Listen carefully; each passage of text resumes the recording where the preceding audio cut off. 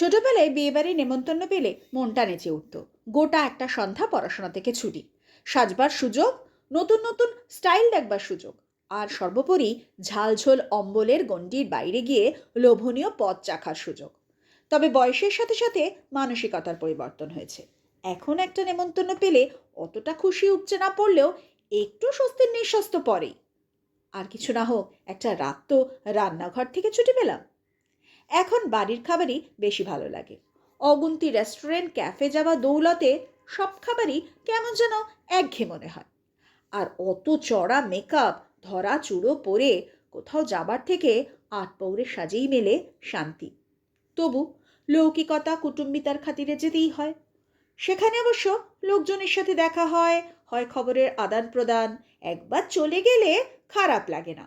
এ ব্যাপারে তোমাদের কি মত জানি অবশ্যই। টাটা।